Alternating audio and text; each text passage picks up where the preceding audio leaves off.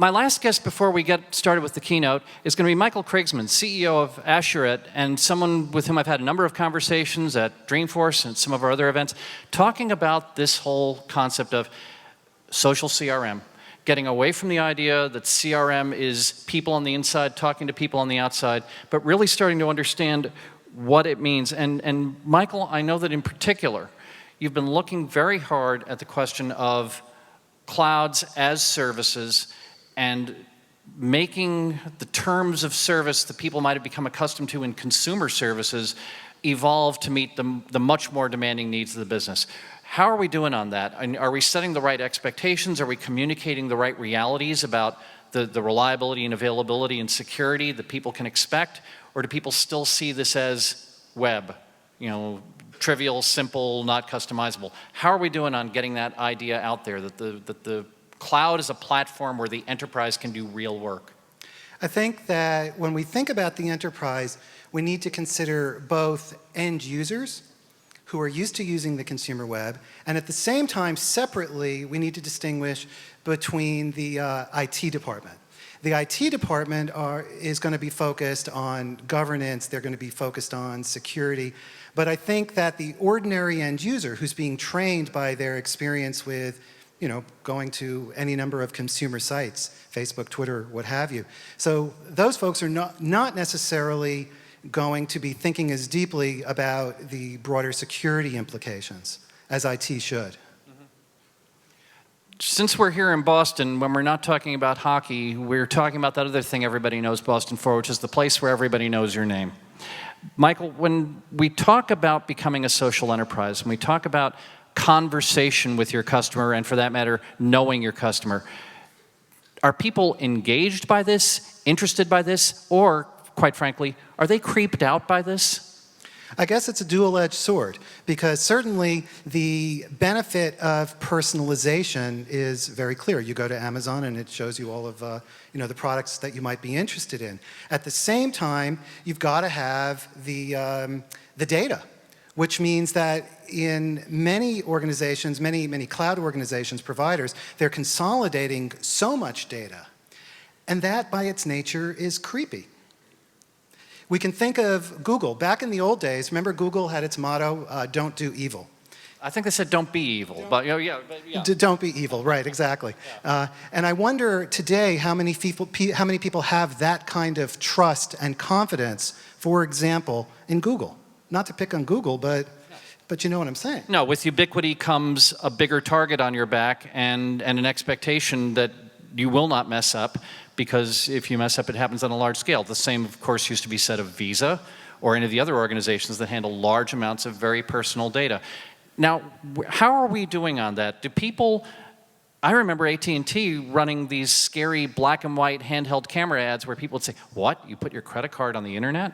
And now, of course, when people see that padlock icon on the browser, I think they probably feel that it's at least as safe as handing your credit card to a waiter who disappears into the kitchen for 30 seconds. Is the cloud part of people's lives now to a degree that only security officers even really talk about it as being some distinct environment? I guess we would need to ask the Sony PlayStation Online users. Okay. Recently, for those who don't know, Sony had a data breach, and what was it? Close to 100 million people had personally identified information taken.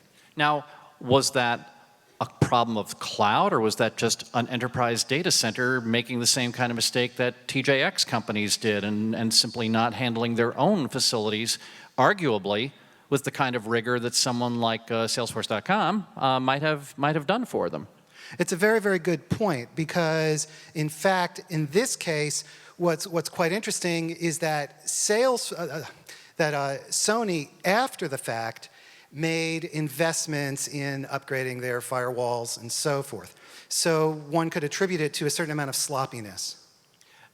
A few years ago, when I just come to work for this company, about 3 or 4 years ago, most of the time when I was having a conversation with a CIO, the things that would be coming across the net at me were going to be challenges to our basic capability, credibility.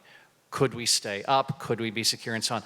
Interestingly, in the last year, I and other people who spend a lot of time meeting with CIO-level customers agree we're having a different conversation where now they say, I get it that you can do this. I get the cost structures. I get the time to market advantages. I get all of that. What I want to know is this.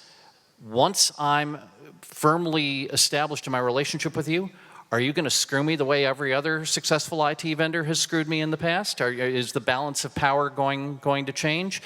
And I wonder what you think about the perception of the cloud as, pardon the expression, do people see it as a roach motel where once they check in, they'll never check out?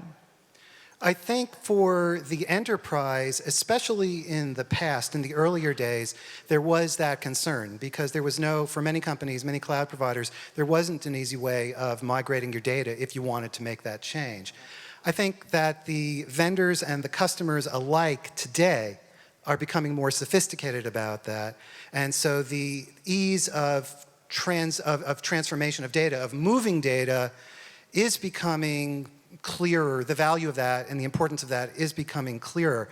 But there's another interesting point, though, which is not really a cloud issue, but it definitely hits this, which is aside from moving the data, if you want to change from one vendor or another, and this has nothing to do with the cloud, this is technology, you've got to change your business processes. People need to be retrained and so forth. And so I think that assuming you can move your data, you still have to think about the business transformation aspects to your company.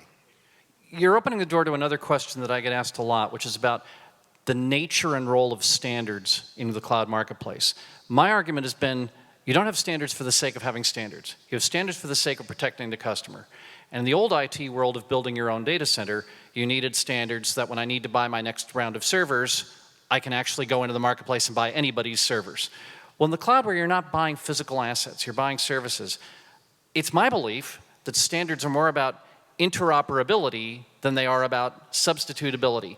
Is that too self-serving a notion, or do you think there's some traction on that idea that the right kind of standard is one that lets you plug many different services together rather than necessarily one that lets you swap one out and seamlessly swap in another to do the same thing? Should they want to do the same thing? Or should they each have distinctive competencies? Well, I think that you're raising two different issues, actually. One is the issue of different competencies from different vendors. The other is the issue of data interoperability. From the customer perspective, actually both are highly desirable because the customer wants, and it's in the customer's interest, to have choice.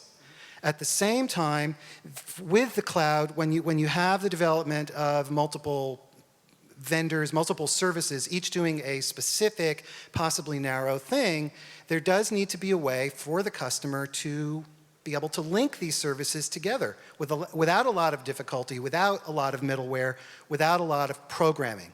So from that standpoint, cloud-to-cloud integration, and if it is standard-based, so much the better, is clearly a good thing for the customer. Well, you know, you've used the word customer so many times in that sentence that I feel compelled to bring our Chief Customer Officer guest back in here to flesh out the conversation a little bit. No, Michael, stay. We got the third chair there. You're not getting away that easily. I'd like Vala Afshar to rejoin us because I'd like to get the two of you, kind of talking back and forth. Vala, you're putting rubber on the road here. You're making the tools reach out to the customer, measure the customer, and so on. The things that Michael is saying about the relationship you have with the customer, what does that say to you about what you're doing now, and does it give you any ideas for where you go from here? Sure, absolutely. Customer satisfaction is just not enough anymore. Often I've seen satisfied customers purchasing from the competition. What we're really going after is customer loyalty and customer commitment. And to really bolster loyalty, you have to focus on execution velocity. And you need tools, information is not knowledge. We have hundreds of dashboards and reports, and to be able to correlate that and action the information you have and the knowledge you have to be able to better service your customers, that's the name of the game. And so predictive analytics, performance balance scorecards, and now integration of social media. Your customers are talking about you, and you need to be listening. And so we are going to bring our business and our functions closer to our customers. Really, my philosophy is that services is not a department. Services is a process. And that process has many stakeholders. And all of them need to be empowered to deliver good quality products and services to our customers. Well, we're looking forward to hearing more of that kind of process perspective as we talk today here at Cloudforce Boston about the social enterprise. I've been joined today by representatives of different points of view in the industry, customers, people who are actually getting their products involved in the conversation and are starting to take advantage of the data and the connectivity and community that's available out there in the cloud. You're going to hear a lot more today in our keynotes and especially in the afternoon breakout sessions about how we're moving you forward into the social enterprise. This has been Salesforce Live. The videos are going to be archived out on the web for those of you who didn't get to see all of it in the first run. I'm Peter Coffey, and now let's launch Cloudforce Boston.